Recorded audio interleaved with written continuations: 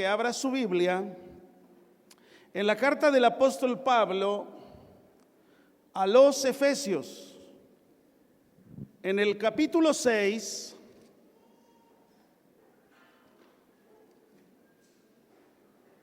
versículo 4.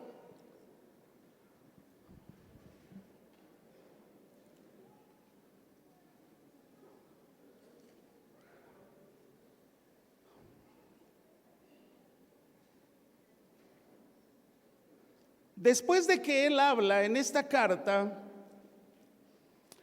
acerca de la vida en Cristo Jesús, de la nueva vida en Cristo Jesús, y en esa vida nueva en Cristo Jesús, mira lo que le recomienda en el capítulo 4. Capítulo 4, versículo 22. ¿Me sigue con su vista?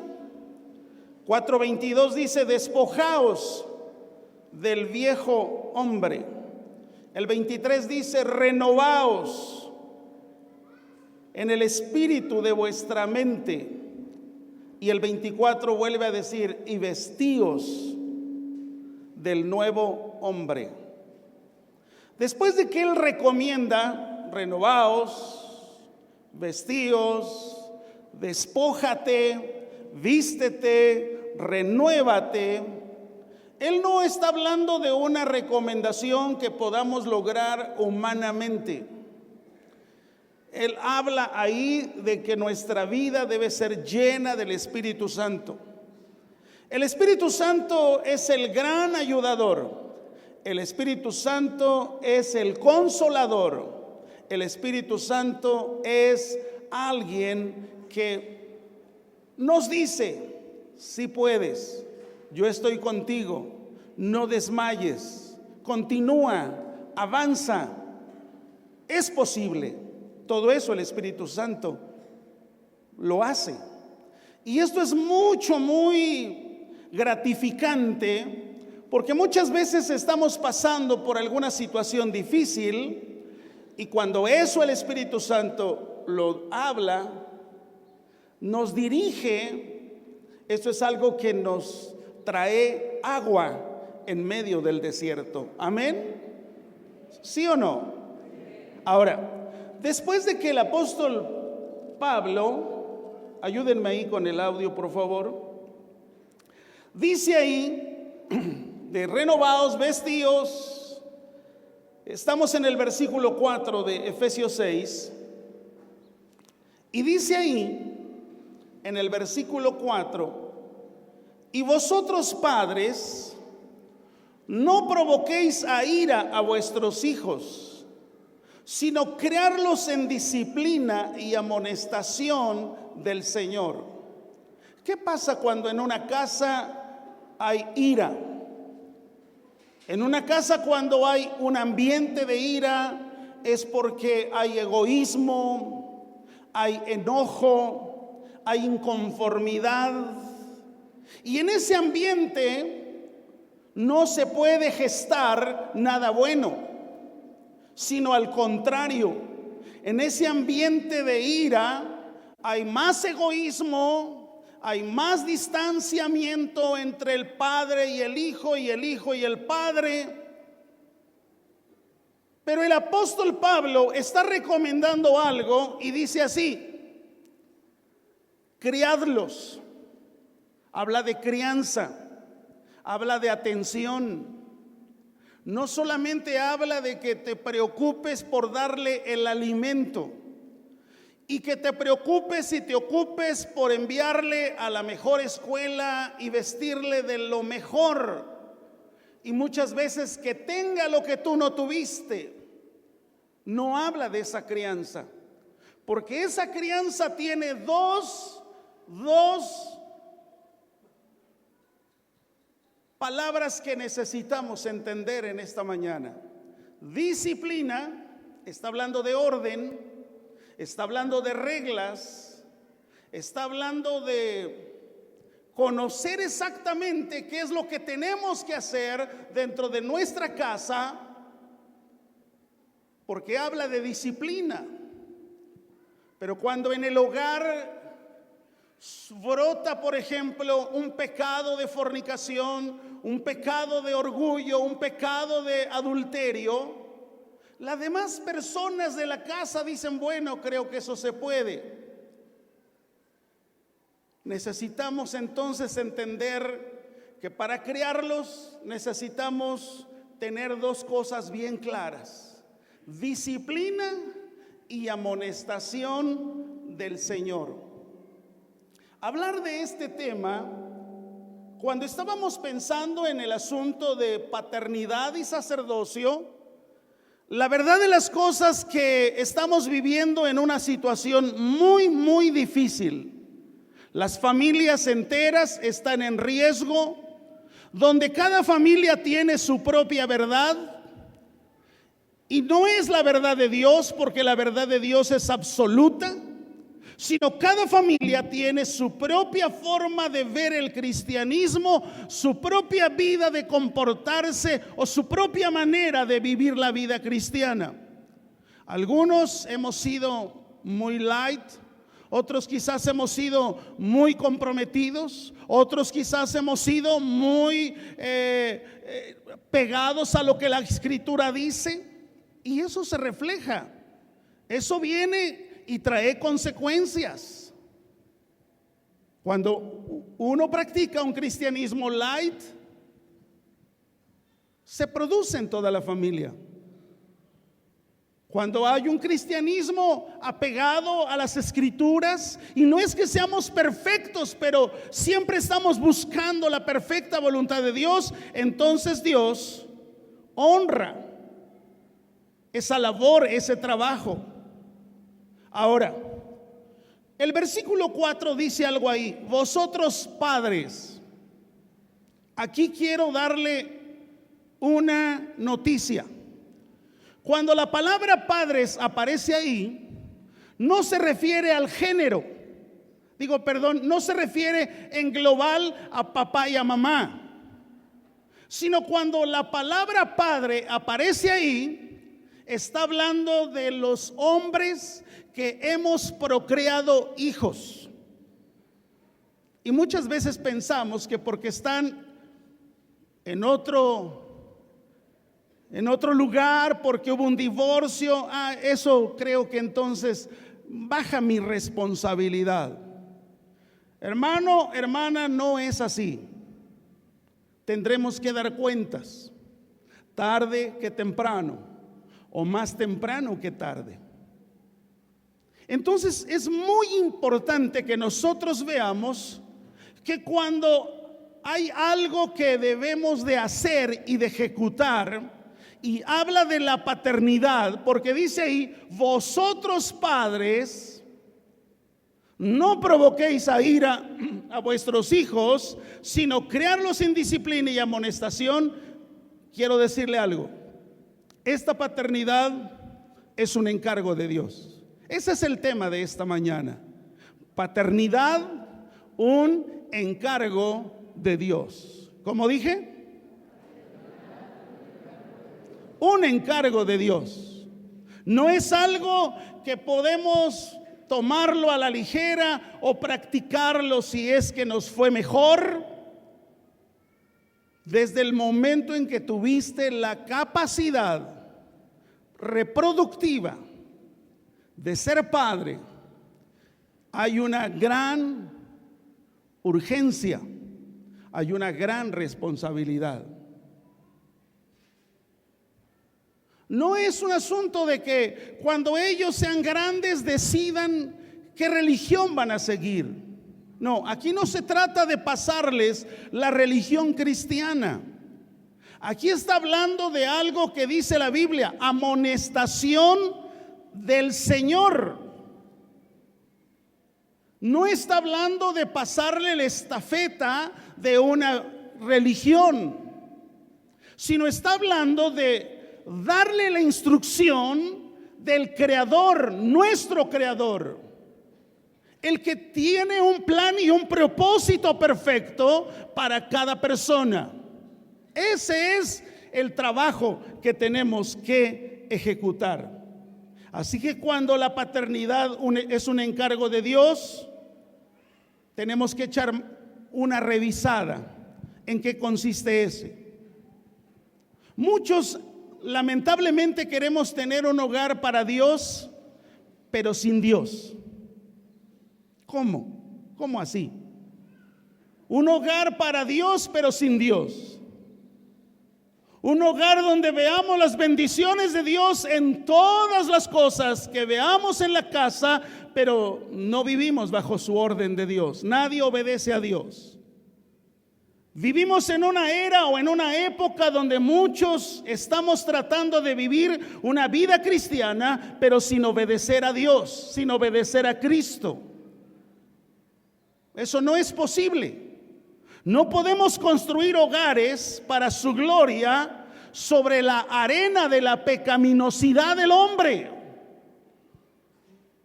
No podemos edificar hogares sobre la arena de la pecaminosidad del hombre.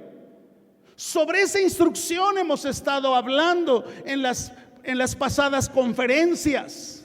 De tal manera que cuando hablamos de la pecaminosidad del hombre, encontramos entonces hombres naturales sin entendimiento de las cosas espirituales o hasta cristianos carnales. Pero todos queremos ir al cielo. Pero todos queremos que nos vaya bien. Aquí es donde tenemos que examinar si nuestro nuevo nacimiento de veras sucedió. Yo no sé qué siente usted cuando se le pregunta: ¿dudas de tu conversión? Pregúntese. ¿No hay cambios visibles?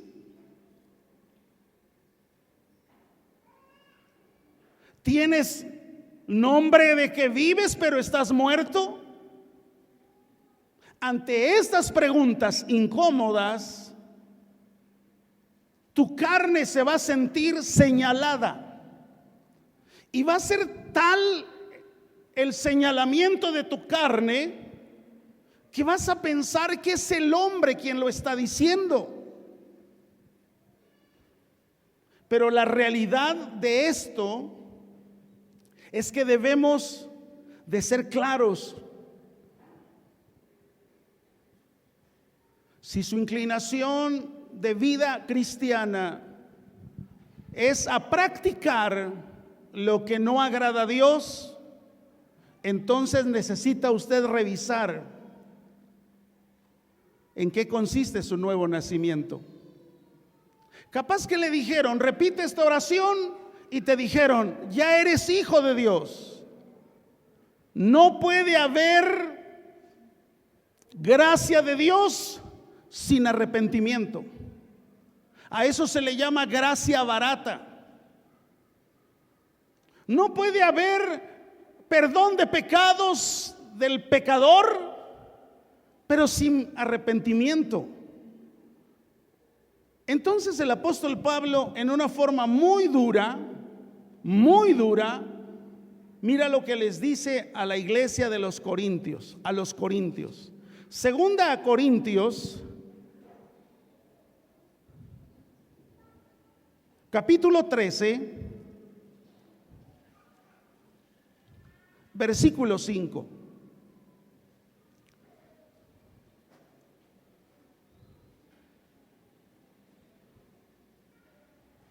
Dice ahí la palabra de Dios: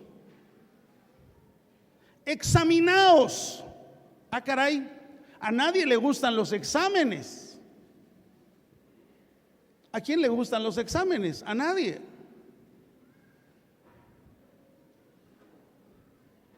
Si fuéramos a sacar una licencia para manejar y nos dijeran las personas que están a cargo de esto: necesitamos hacerle un examen, lo primero que quizás estaríamos pensando: ¿cómo le hago para no hacer el examen? Y ahí es donde se abre la puerta para la corrupción. Regularmente los exámenes no nos gustan. Sin embargo, en esta mañana es muy importante que cada uno de nosotros nos examinemos. Y el apóstol Pablo no habla de que examines otro huerto, otra vida, otra casa, no. Examinémonos a vosotros mismos si estás en la fe. Es que sí soy cristiano. No, no dice eso.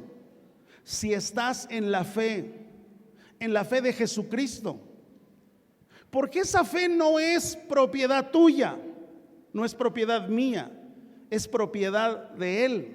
Él es el autor y consumador de la fe. Él es el que pone el querer como el hacer.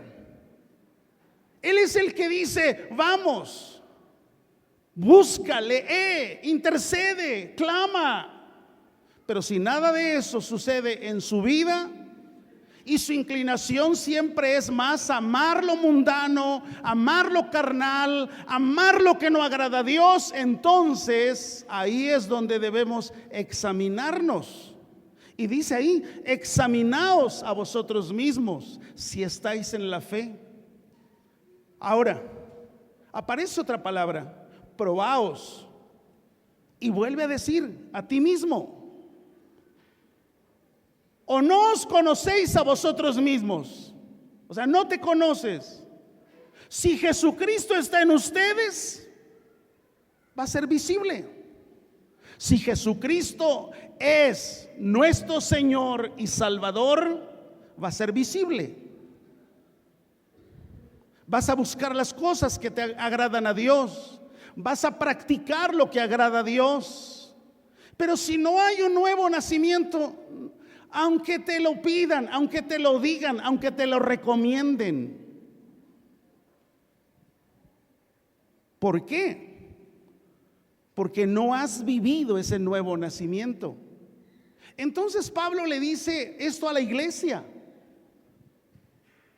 Y cuando Pablo le escribe esta carta a la iglesia, acuérdese que muchos dentro de la iglesia de Corintios estaban dudando del apostolado de Pablo.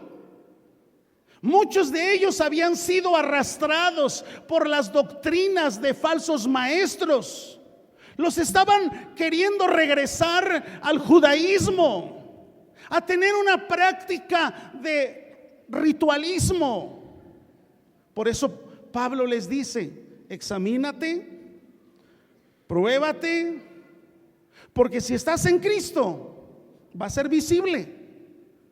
Pero si Cristo no se ve en tu casa, o sea, si Cristo no se ve en tu casa, entonces es porque tu casa está reprobada. Sé que se ve muy elegante tener a la entrada de la casa o dentro de la casa un letrero que diga: Jesucristo en esta casa es nuestro huésped invisible. Si es un huésped, es un invitado. Un huésped no se queda a vivir contigo. Un huésped solamente viene, hace lo que se le pidió y se va. Un huésped no se puede atrever a buscar allá en la recámara o en el cuarto de los triquis a ver qué hay que tirar. Por eso Pablo dice: si es que estáis aprobados. Posiblemente usted me diga: bueno, yo no soy padre, yo no soy madre, yo no tengo una responsabilidad. Pero tienes una responsabilidad con tu Padre, el Padre Celestial. ¿Gobierna el Padre Celestial tu vida? ¿Ejecutas lo que dice la Biblia acerca de varias cosas en tu vida personal, en tu vida privada? Por eso Pablo, yo no sé cómo se saldría esa audiencia esa mañana que Pablo les dijo esa escritura. Claro que muchas veces la escritura, la palabra nos va a ofender, porque nuestra carne lo que menos quiere es recibir ofensa. ¿Cómo que no soy cristiano si hasta miembro de esta casa soy? No, es que Jesús no te está preguntando si eres miembro, te está diciendo: ¿eres? ¿Estás en la fe? ¿Es visible? ¿Es visible? ¿Cristo es visible en tu vida cotidiana? No sé si me dé tiempo de llevarle rápidamente a esta paternidad que encargó el Señor, pero mire, yo quiero llevarle cuando menos a lo que dice Hebreos 11, versículo 7, por favor.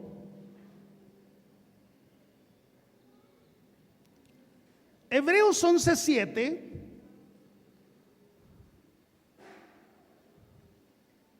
fíjese lo que dice la Biblia ahí. Por la fe Noé. ¿Se da cuenta cómo la fe no es propiedad de nadie? Sino Cristo es el autor de la fe. Así que dice ahí, por la fe, Noé, cuando fue advertido por Dios acerca de cosas que aún no se veían, con temor preparó el arca en que su casa se salvase. Por esa fe condenó al mundo y fue hecho heredero de la justicia que viene por la fe.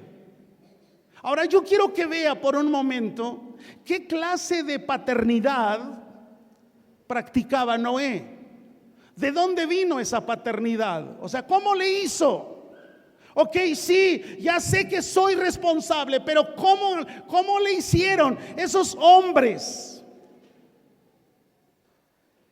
Pues yo creo que el escritor a los Hebreos nos habla de esos héroes de la fe, nos habla de esa nube de testigos que tuvieron un caminar con Dios y que su caminar con Dios tuvieron consecuencias generacionales. Ese es el punto.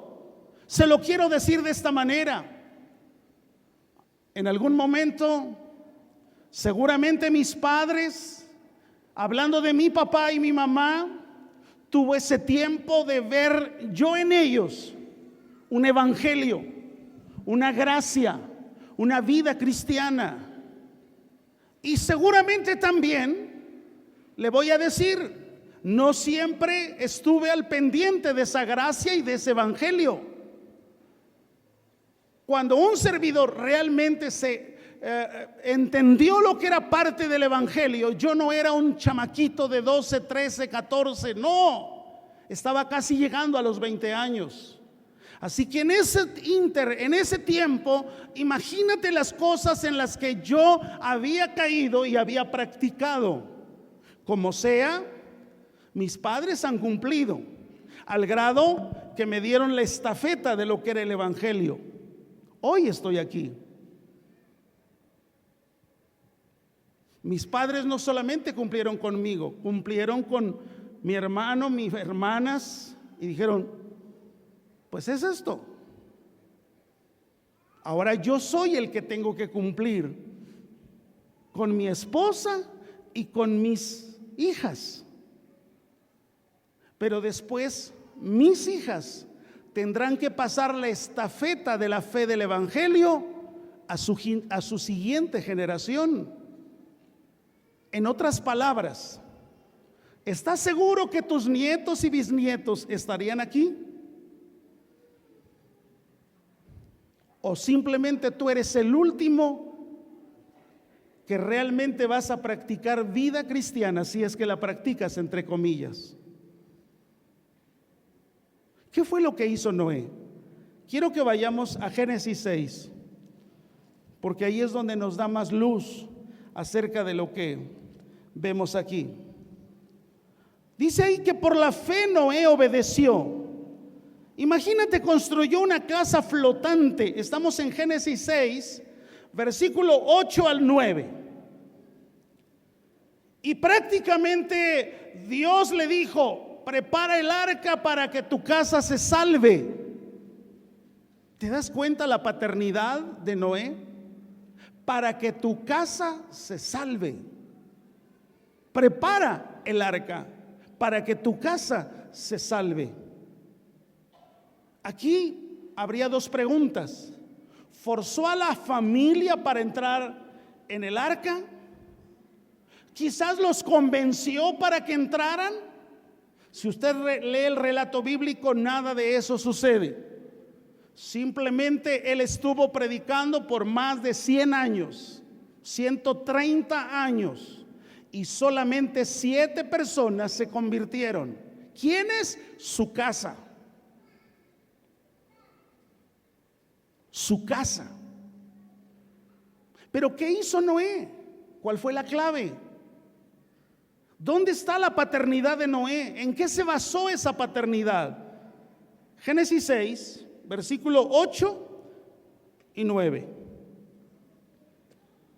Dice así: pero Noé halló gracia. ¿Qué es hallar gracia? Que Dios se fijó en Noé.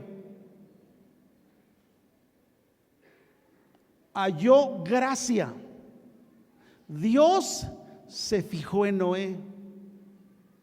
¿Te puedes imaginar en un mundo perverso, entregado a la mundanalidad,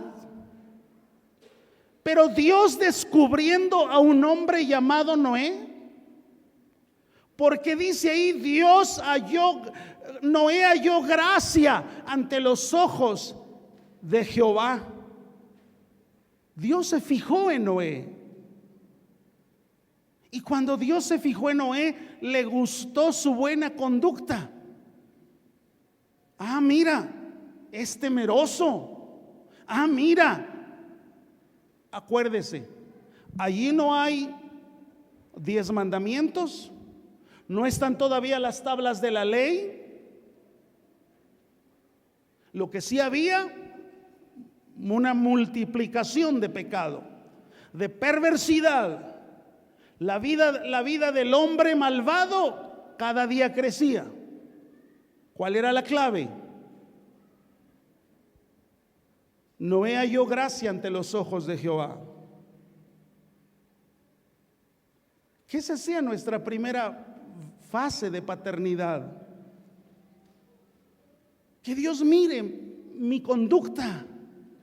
Si bien es cierto, no soy el padre perfecto, pero si Dios ve mi conducta, a decir, bueno, hay que echarle la mano, porque veo que me teme, porque veo que trata de guardar mi palabra, que veo que se esfuerza. Pero no solo eso hizo, sino dice ahí en el mismo versículo 8, halló gracia. Noé se fijó, pero en el 9 hay algo. Estas son las generaciones de Noé. Y mira lo que dice: Noé, varón justo, era perfecto en sus generaciones. Con Dios caminó Noé. ¿En dónde basó la paternidad Noé para su casa? En caminar con Dios. Padres, quiero pensar que te interesa vivir la vida cristiana. ¿Por qué pienso que te interesa? Porque estás aquí sentado. Y si estás aquí sentado, seguramente te interesa. Entonces abre tu corazón, abre tu entendimiento y dile: Señor, me interesa, lo compro. ¿Cuánto cuesta caminar contigo? Y entonces vienen los requerimientos.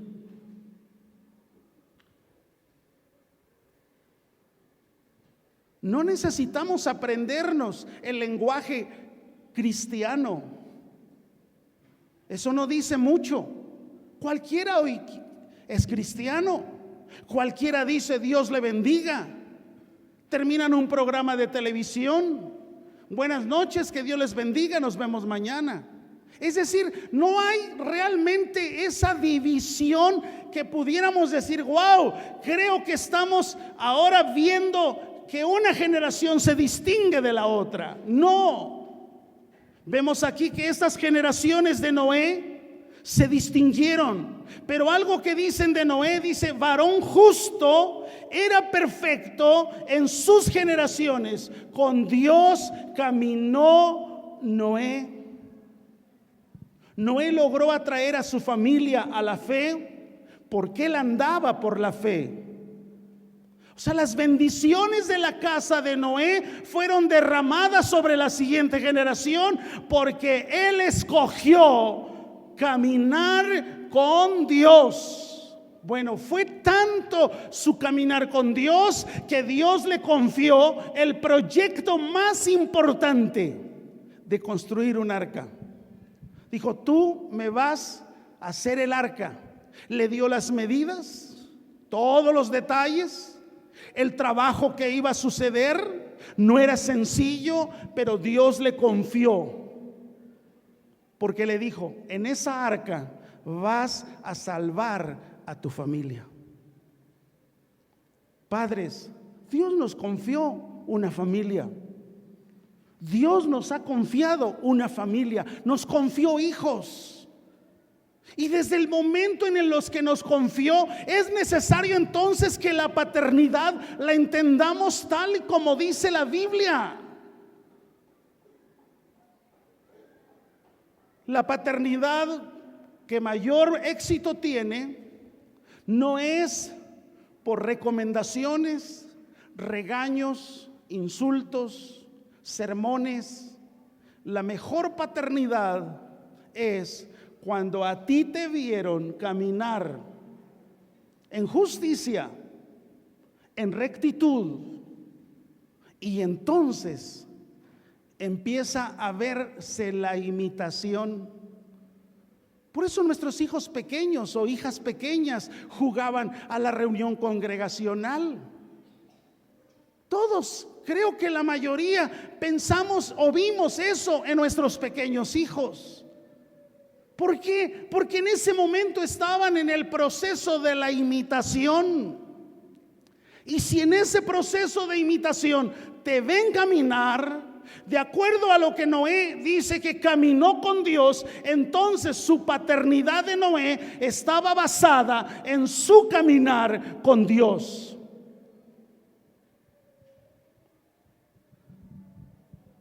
Cuando pasó el tiempo, mira lo que sucedió en Génesis 7:1. Pasó el tiempo, terminó Noé el arca.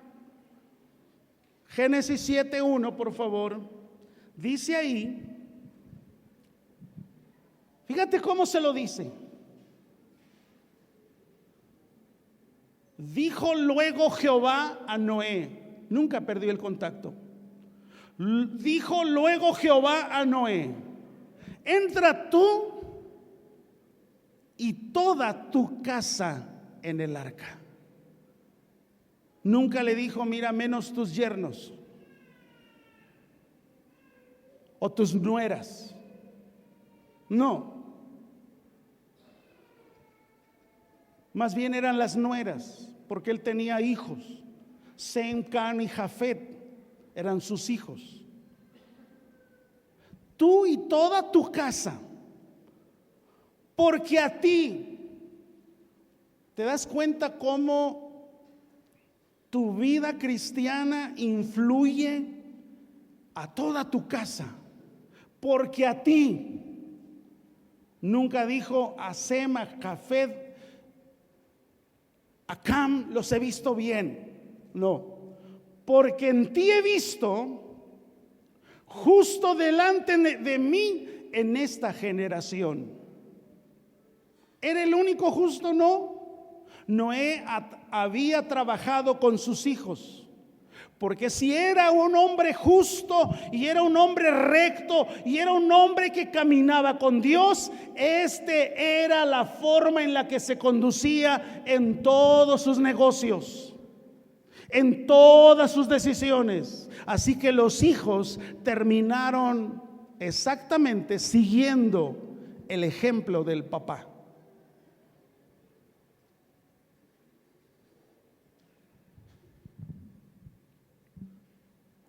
Lógicamente aquí es donde entra lo que decíamos al principio.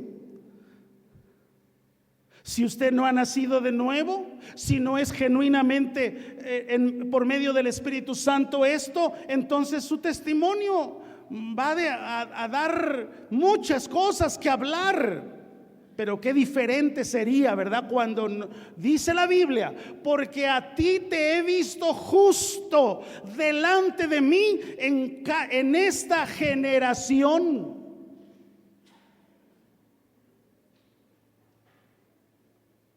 Cuando encontremos preguntas que nos incomodan, hermanos, no cierres tu pensamiento y digas: ay, otra vez. No. ¿Sabes qué tienes que hacer con esas preguntas incómodas? Quizás no aquí, pero sí en tu casa. Señor, he oído tantas veces que me dicen: si no naciste, si no esto, si no aquello, y el Espíritu Santo no está en ti, no digas que eres cristiano. Esas preguntas que parecen incómodas, dobla rodillas en casa, medita en la palabra y dile: Dios, quiero conocerte, quiero saber si tú estás conmigo, quiero saber si soy tu hijo. Esta pregunta, hermanos, constantemente aún hay que hacérsela.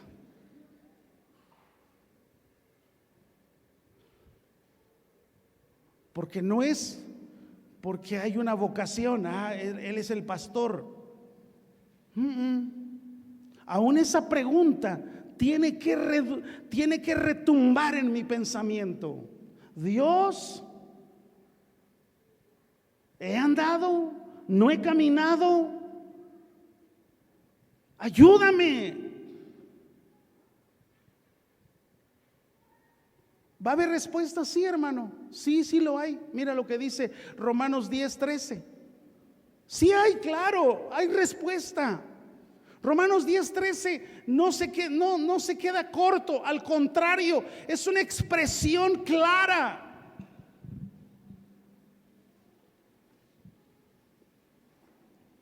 Necesito que te aprendas los libros de la Biblia. Porque todo aquel que invocare el nombre del Señor será salvo.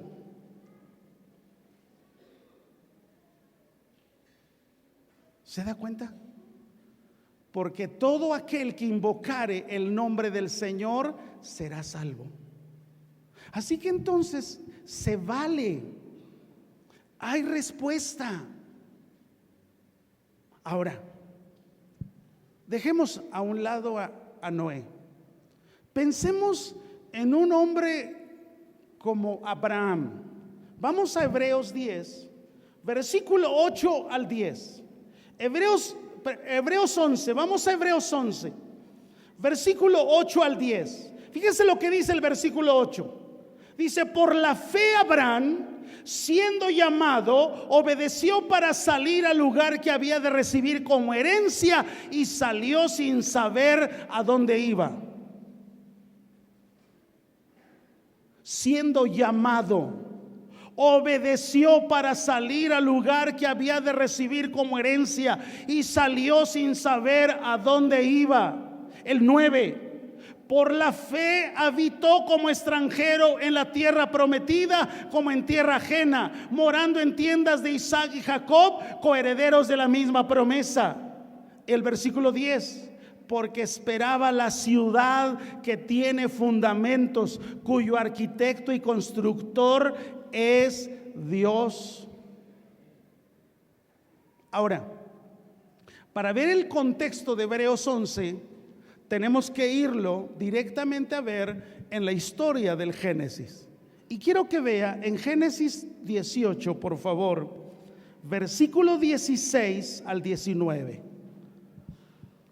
Dice la Biblia, Génesis 18, versículo 16 al 19: y los varones se levantaron de ahí y miraron hacia Sodoma, y Abraham iba con ellos acompañándoles. Cheque la redacción.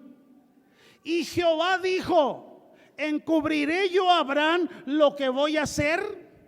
El 18: habiendo de ser Abraham una nación grande y fuerte, y habiendo de ser benditas en él todas las naciones de la tierra, porque yo sé que mandará a sus hijos y a su casa después de sí, que guarden el camino de Jehová, haciendo justicia y juicio, para que haga venir Jehová sobre Abraham lo que ha hablado acerca de él. Vea el versículo 19.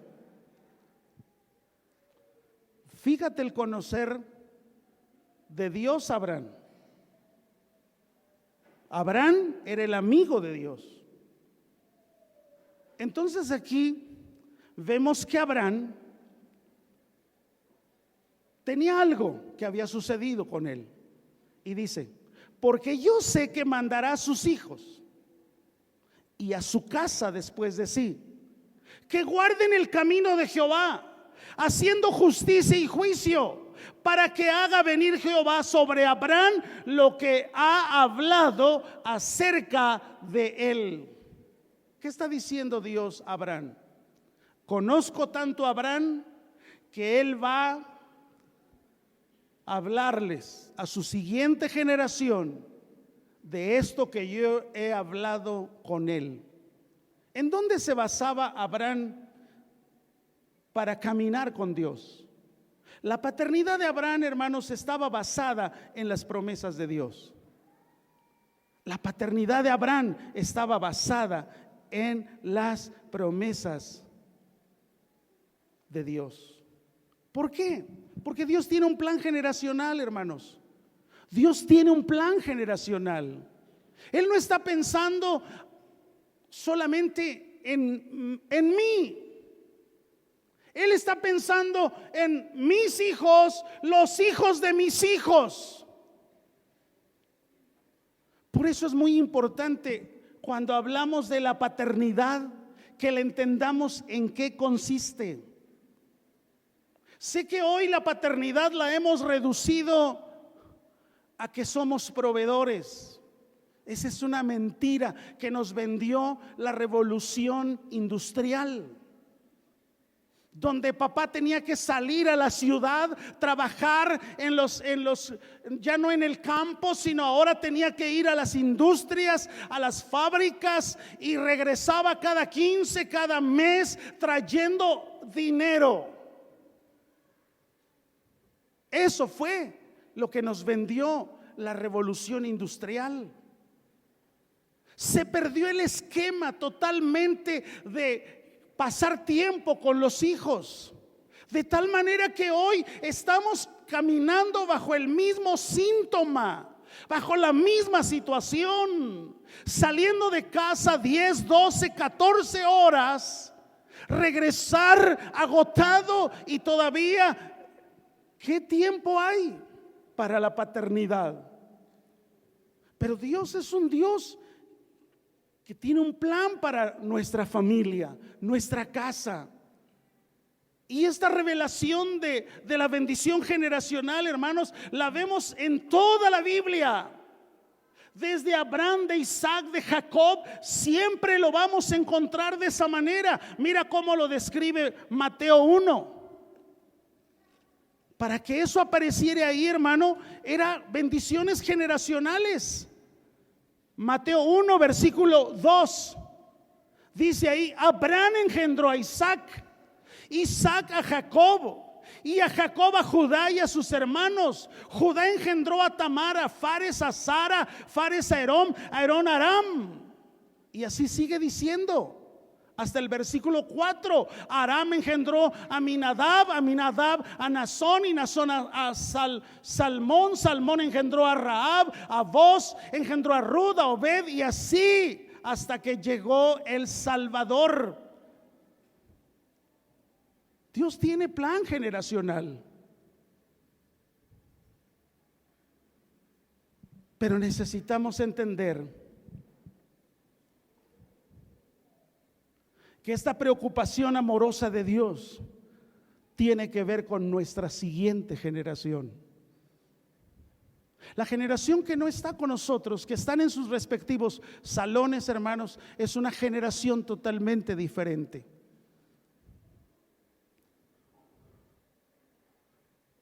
Nosotros quizás somos de 2 generaciones atrás, si no es que 3.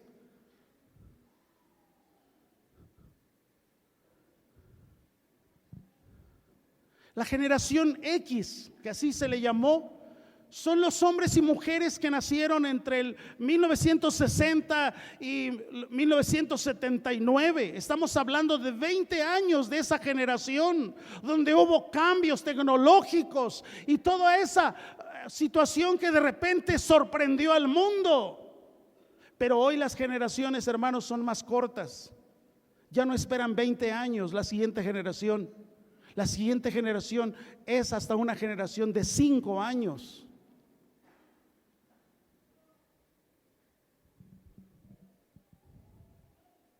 Imagínense cuando yo vengo de una generación juntamente también con la generación X, estamos hablando que si usted tiene 40, 45 años, todavía pertenece a esa generación donde había una sociedad donde el matrimonio homosexual no era celebrado.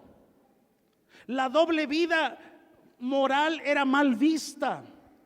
Los esposos que tenían amantes las tenían a escondidas. La mentira era un pecado no solo en la iglesia, sino en el trabajo y en todo lugar. ¿Qué ha pasado el día de hoy? Hoy a lo bueno se le llama malo, lo malo se convierte en ley, y la persona que es recta se le llama intolerante, fundamentalista, retrógrada, y se agrava si profesa una religión o si dice yo soy cristiano. Por eso piensas eso. Esa es la generación que nos toca ver. Pero es esta la generación en la que el cambio, la gloria, la gracia, el favor, la palabra permanece para siempre. Gloria a Dios. Quiero que vaya por un momento a ese plan generacional de Dios. Salmo 78. Gracias por seguirme. Salmo 78.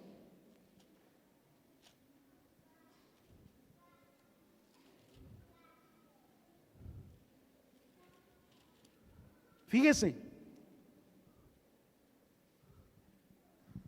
nos está hablando y nos dice esto: escucha, pueblo mío, mi ley, inclinad vuestros oídos a las palabras de mi boca. Abriré mi boca en proverbios, hablaré cosas escondidas de los tiempos antiguos, las cuales hemos oído y entendido que nuestros padres nos las contaron. ¿Se da cuenta cómo va el cambio generacional? No las encubriremos a sus hijos, contando a la generación venidera las alabanzas de Jehová y su potencia y las maravillas que Él hizo. Ahora, a partir del 5, ojo ahí. Él estableció testimonio con Jacob y puso ley en Israel. Éxodo 20, puso ley en Israel. Pero mira lo que sucedió: la cual mandó a sus padres. Esa es la primera generación. Segunda generación, que la notificasen a sus hijos. ¿Me sigue? Tercera generación, para que lo sepa la generación venidera y los hijos que nacerán. Y vea la cuarta generación: y los que se levantarán lo cuenten a sus hijos. No es para quedarnos estáticos, sino es una urgencia, amada iglesia, de instruir con el evangelio a nuestros hijos. No es comprándoles la Biblia, no es diciéndoles vayan, hagan, estén, participen, sino es porque ellos verán en nosotros que caminamos con Dios, que somos justos, que somos rectos y que cuando aparecen los problemas estamos confiados en sus promesas. Eso era lo que sucedió con Abraham, eso fue lo que sucedió con Noé. Ahora, vea el versículo 7, el propósito generacional.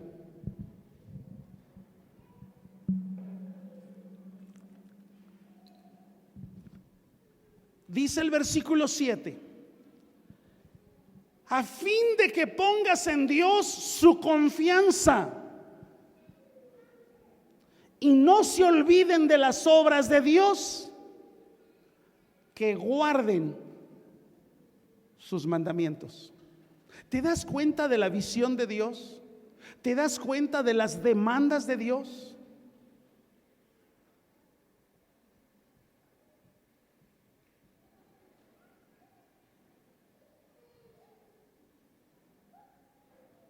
Mira la paternidad que David ejecutó en su hijo Salomón. El joven pastor, el dulce cantor de Israel, el matador de gigantes, el profeta, el rey. David fue ungido por el Espíritu Santo desde su juventud, pero él obedeció preceptos revelados aquí en el Salmo 78, porque este salmo es de David.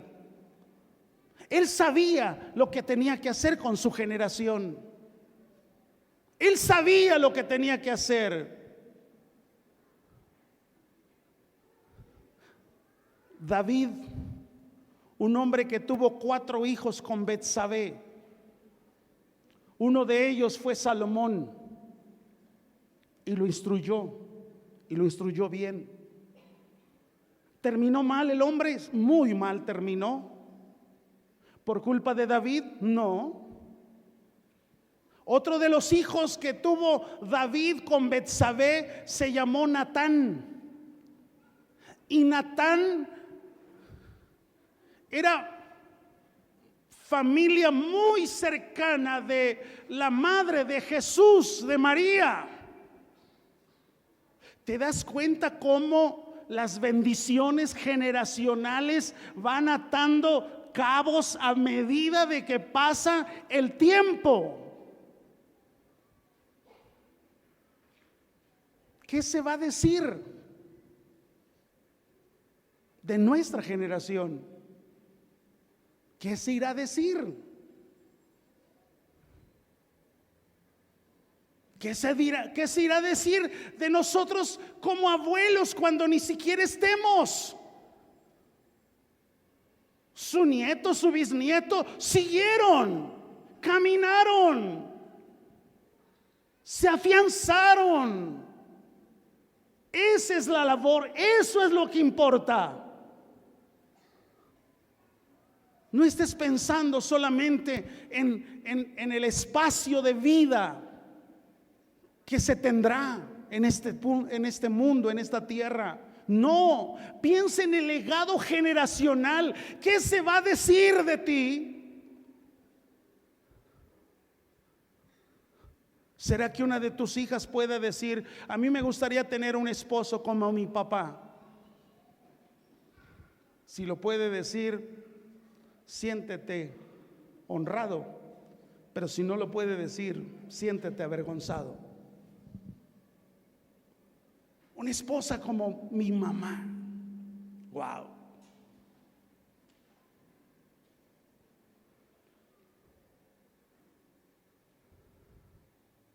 Mira cómo la instrucción de David la recibió Salomón. Vamos a Proverbios. Proverbios 4.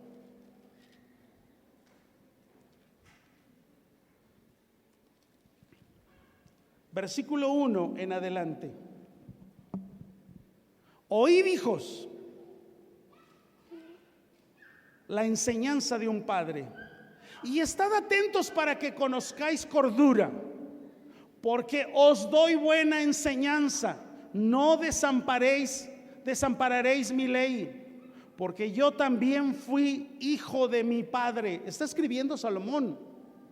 Y Salomón está diciendo: eso mismo me dijo mi padre, porque yo también fui hijo de mi padre, delicado y único delante de mi madre. Y él me enseñaba y me decía: retenga tu corazón mis razones, guarda mis mandamientos y vivirán. Adquiere sabiduría, adquiere inteligencia, no te olvides ni te apartes de las razones de mi boca, no las dejes y ella te guardará. Ámala y te conservará. Sabiduría ante todo, adquiere sabiduría, y sobre todas tus posesiones, Salomón, adquiere inteligencia. Engrandece la sabiduría y ella te engrandecerá. Ella te honrará cuando tú la hayas abrazado. Y así sigue hasta el versículo 13. Cuando anduvieres, no se estrecharán tus pasos, y si corrieres, no tropezarás. El versículo 12 y el 13. Retén el consejo, no lo dejes, guárdalo, porque eso es tu vida. David lo instruyó. Usted ve estos primeros capítulos de Proverbios y usted ve a un Salomón instruido, una paternidad que el padre había bajado en él, clara, precisa. Ahora, ¿cómo terminó? Primero de Reyes, capítulo 11. Vea usted cómo le dio la espalda a Dios Salomón y se metió en dificultades. Primera de Reyes 11, versículo 1 al 4.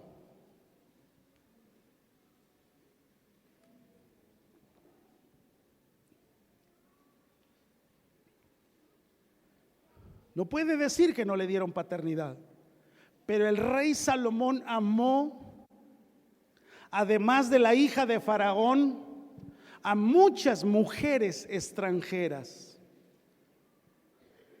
a las de Moab, a las de Amón, a las de Edom, a las de Sidón y a las Eteas. El 2. Gentes de las cuales Jehová había dicho a los hijos de Israel: no os llegaréis a ellas, ni ellas se allegarán a vosotros, porque ciertamente harán inclinar vuestros corazones tras sus dioses. A estas pues se juntó Salomón con amor.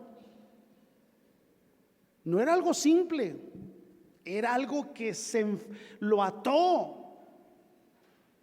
Versículo 3.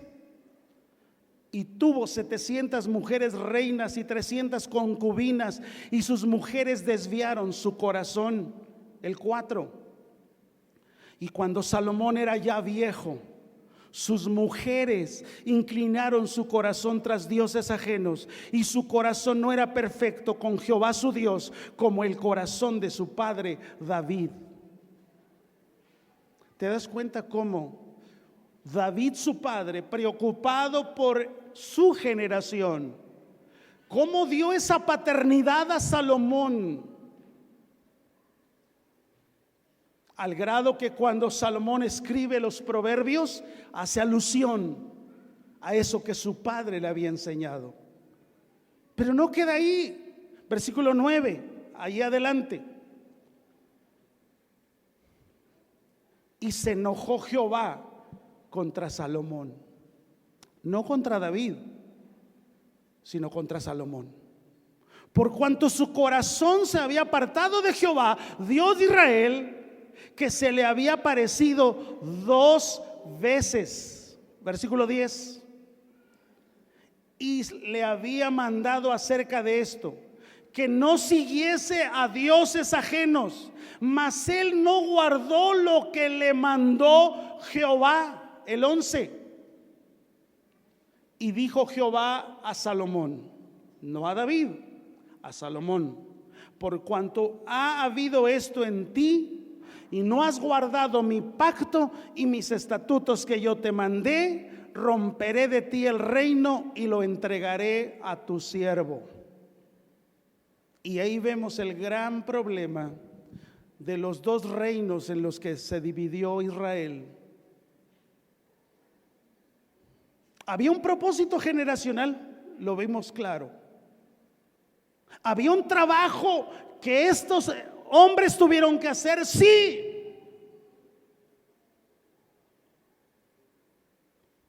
El gran problema es que muchos de nosotros, amada iglesia, escúcheme con atención, somos practicantes de una gracia barata.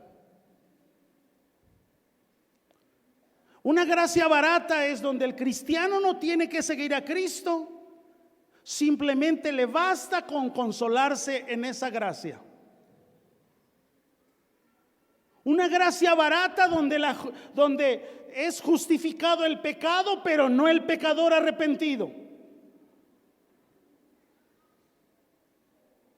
Donde nunca se convierte, donde nunca abandona su pecado. La gracia barata es la que tenemos por nosotros mismos. La gracia barata es perdón de pecados, pero sin arrepentimiento. Ese es el problema que hemos diluido. Porque a pesar de que a través de esta exposición hemos visto puntos claves, situaciones claves generacionales que son un trabajo para nosotros mismos, no estamos haciendo nada. Tanto para Noé, para Abraham, para David, su paternidad la ejercieron en un mundo lleno de pecado. Y en medio de esa generación perversa y maligna, y aún así la Biblia dice, porque no lo dice su palabra, ellos salieron victoriosos porque fueron obedientes o decidieron caminar con Dios. Y su comunión con Dios era una práctica cotidiana. Amados, somos seres intencionales. No estemos pensando en que, lo que Dios diga. No, somos seres intencionales. Así como tienes la intención de pecar, también tendrás la intención de corregir el camino. Así como tienes la intención de no guardar la palabra, así también tendrás la intención de caminar en el Señor.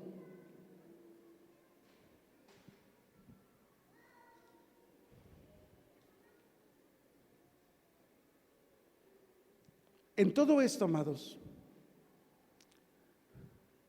es importante que hagamos lo que estos hombres hicieron, ejerciendo el sacerdocio, ejerciendo la paternidad. En esta aventura de ser padres y de tener una familia, ¿estamos solos? No. Mira lo que dice la Biblia, y con esto termino para engancharnos en la siguiente reunión con esto. Hebreos 4, versículo 14 al 16.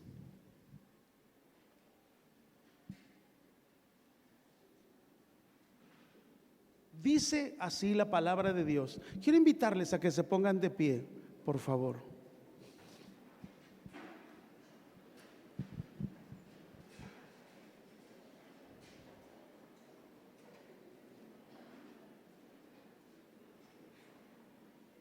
Por tanto,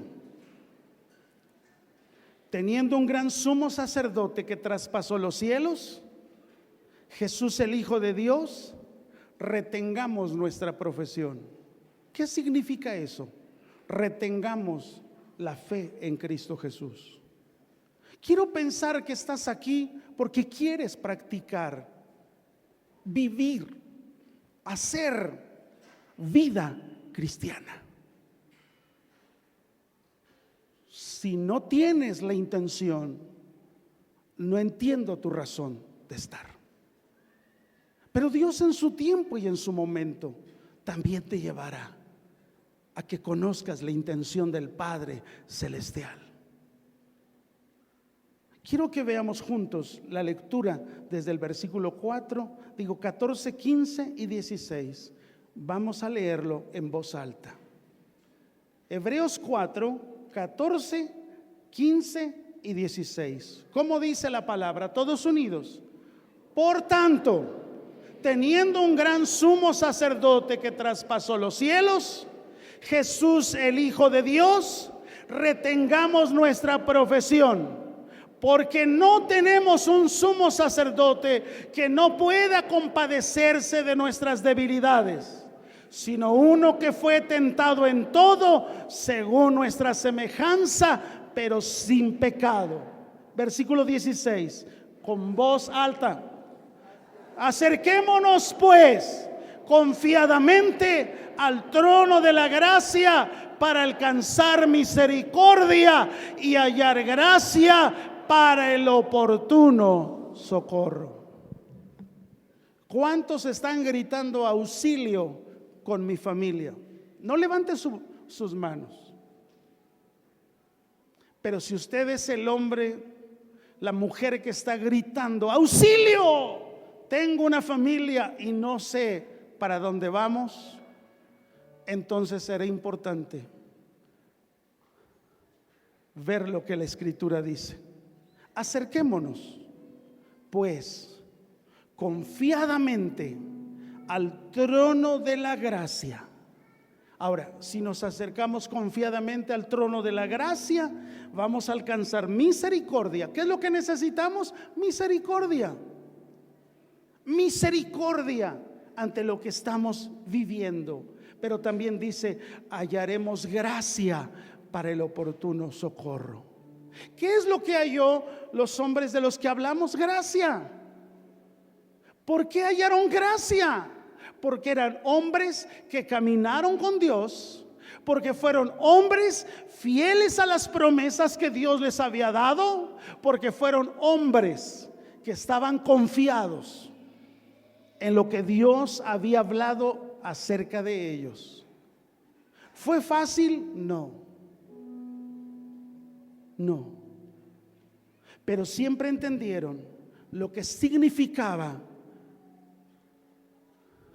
que la transición generacional era una realidad.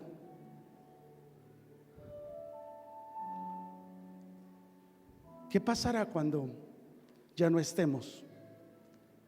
¿Qué pasará con tu generación?